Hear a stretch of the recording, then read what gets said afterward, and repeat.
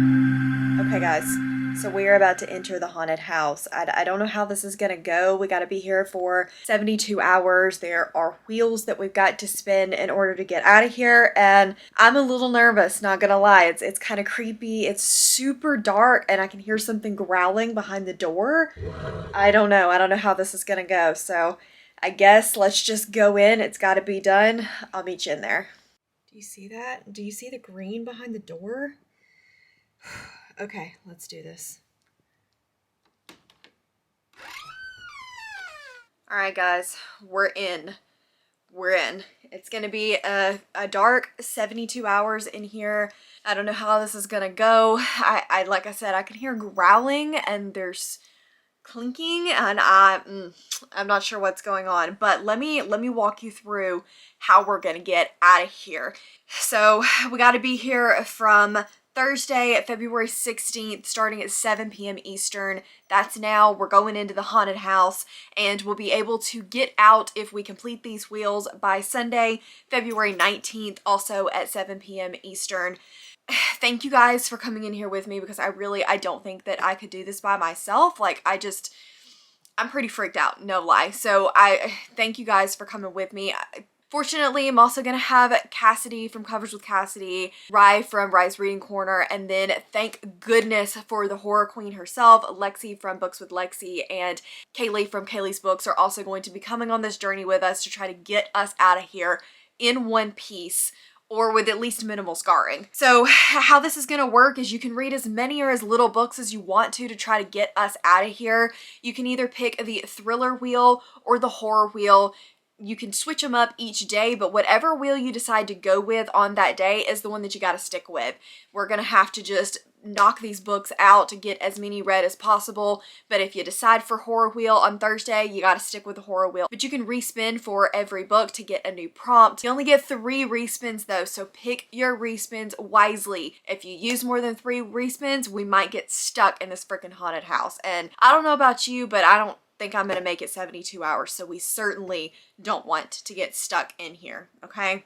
We're going to be having as many sprints as we can, because the only way we're going to get out of here is together. So this has got to be a community, a group effort, and we're going to be live with you guys as much as possible, documenting these experiences and finding out how haunted is this haunted house, and we're going to bring you guys with us for that entire journey. If you want to give us just a little bit of extra oomph, we're also going to have an Instagram challenge where on Friday I want you guys to recreate your favorite spooky horror book cover and tag us in that. You can also use the hashtag haunted72 and we'll be able to find all of your posts. On Saturday, you gotta spell spooky. So pick us out some books, spell spooky with the spines, however you want to do it. And then on Sunday, show us your favorite spooky tropes. We're talking the haunted house, the secluded cabins, the unreliable narrators. Show us what you love in thrillers and horrors. All right, guys, so let's quickly, just so you know what we're getting into before you decide to come with us into this haunted house, you need to know what you're getting into. First wheel, the first thing that you're going to have to deal with is the thriller wheel. We got several different options on this wheel. You could land on One by One, so think One by One by Agatha Christie, and then you could also land on Snowy Setting, so those books that just,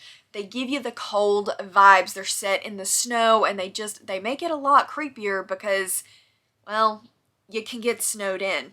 Let's hope we don't get snowed in. You can do a romantic suspense. We've also got supernatural. So those creatures that go bump in the night. I'm talking vampires, I'm talking ghosts, I'm talking werewolves, I'm talking zombies. You know the drill. You can also do a mystery thriller. So let's pull out our hats and our magnifying glasses and figure out exactly what's going on. We're going to be the sleuths in this scenario. You could also pick a crime or a police procedural. So either a true crime or a book that's following a cop or a detective. I'm looking at you like Tana French or Joe Nesbo, all of those types of books. We also have an isolated setting, which is kind of what we're going to be dealing with here. We're isolated in this haunted house. We're alone except for us, my lovely co-host, and this is just, it's going to be it's going to be a ride. We also have psychological, so those books that are just really meant to kind of twist your perception and make you really, really think about what's going on. Catch You on a Ward is a great example of this. Those are just really going to put you on edge, those weird books that really make you think. We have domestic, so any type of domestic thriller,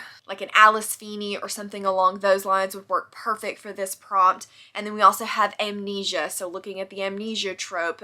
Insomnia could be a good one. I can think of some Darcy Coates that would work for this. So that is everything for the thriller wheel. Now let's talk about the horror wheel, if you dare. So for the horror wheel, we're looking at slashers, and I really, if we end up with a slasher scenario while in this haunted house, I don't think I'm going to make it.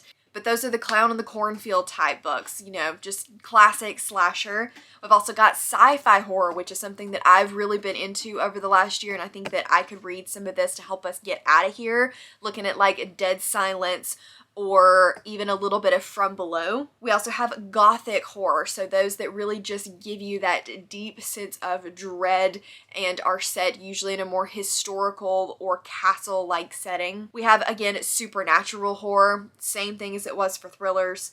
We have a haunted house. It's gonna be pretty easy. We're spending the weekend in one. We also have a creature feature. So any of those types of books that are really focused on some super weird, super creepy creatures. Like, for example, you could probably do To the Drowning Deep by Mira Grant, or The Cavern. Comedy horror. This is going to be your Grady Hendrix type of book. Those that don't take themselves too seriously, and you're probably going to need that after spending a weekend here. Cosmic horror. I'll be honest with you. Google the definition of that one. And then we also have a psychological horror, cozy horror, so those that just kind of don't really give you the warm and fuzzies, but they do end in more of a happy ending with good vibes. And then we also have a snowy setting for this one as well. So again, we better not get snowed into this one. Okay guys, and last but not least, if you just want to give yourself some extra points, really try to get out of here as fast as possible, we're gonna have merch for you guys. Cassidy has designed us some armor. I think that she absolutely did a great job with it. It's going to go live today, and you will have 10 days from the time that it goes live to put in your orders. We're gonna have crew necks, and we're also going to have t-shirts available for sale from Bonfire. You'll find all of those links down in the description box below. It will only be available for 10 days because we're trying to get it to everybody before the readathon starts, so that you will have your armor coming into this haunted house. We need you to be as ready as possible. So go down into the description box below, check out those links, get your armor, and I will meet you guys here at 7 p.m. Eastern.